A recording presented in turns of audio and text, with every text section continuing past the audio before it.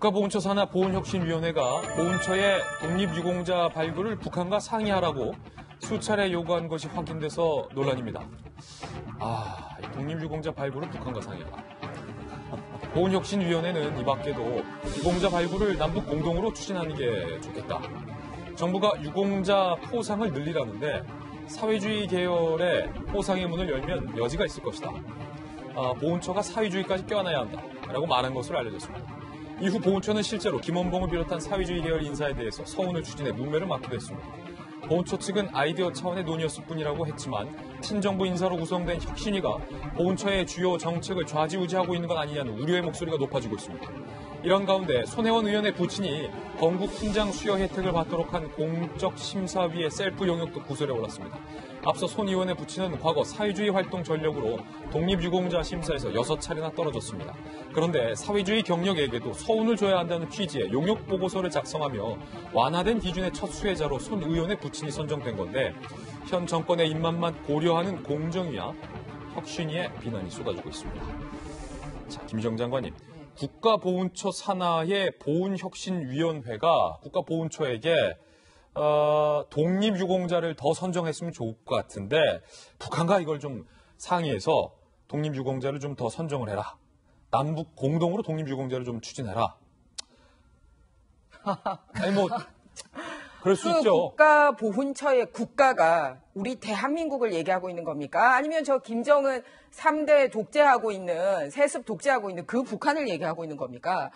이 국가보훈처의 국가라는 거는 현재 자유민주주의를 수호하고 있는 대한민국의 국가라는 거를 보훈처는 어떤 국가기관보다도 가장 명심해야 되는 곳이 바로 이 보훈처입니다. 그래서 이 국가보훈처에 있는 위원회는 정말 잊혀져 가고 있는 이분들의 마음을 헤아리지 못하고 놓치고 있는 게 없는가, 그거를 살펴야 되는 게 이 자문위원회가 해야 되는 부분이거든요. 그런데 이 보고서를 낸 첫 번째 수혜자가 또 누군지 아세요? 우리가 다루었던 바로 그 손혜원 의원이 바로 이 권고에 따른 첫 번째 수혜자였습니다.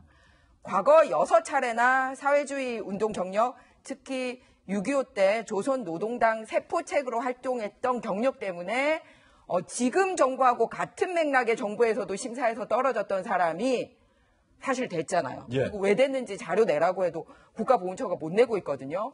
그랬는데 알고 보니 이런 게 있었어요. 그런데 더 기가 막힌 건 뭐냐면 이 사회주의 경력자들에게도 훈장을 줘야 된다라는 용역을 맡은 사람이 다시 공적심사위원으로 들어가서 셀프 용역한 거 아니냐라는 그런 문제제기까지 되고 있습니다. 그러니까 이렇게 하라고 해놓고서 자기 입맛에 맞게 또 고르고 그 수혜자는 여사님의 제일 1번 절친인 손혜원 의원, 그것도 명확하게 아버지 같은 경우는 이적 행위가 분명하게 드러나고 있는데 이러지 않습니까? 그런데 더 기가 막힌 거는 뭐냐면 정작 해야 되는 걸 안 하고 있는 게 있어요. 북한하고 협력해야 되는 것 중에.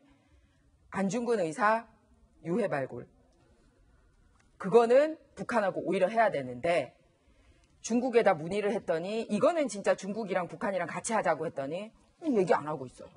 이런 거는 상의를 안 하면서 정말 우리가 경계해야 되는 사람에게는 이렇게 상을 주고 대통령에게는 김원봉에 대해서 이상한 보고를 올리고 그거를 국가보훈처가 하고 있으니 문제가 되는 거죠. 그래서 다시 한번 말씀드립니다. 국가보훈처 우리가 잊고 있는 정말 숨어있는 이 애국자와 애국 가족들 통탄에 피눈물 흘리고 있는 이런 분들 발굴하셔야지 북한 국가보훈처가 아니라는 거를 다시 한번 명심해 주셨으면 합니다.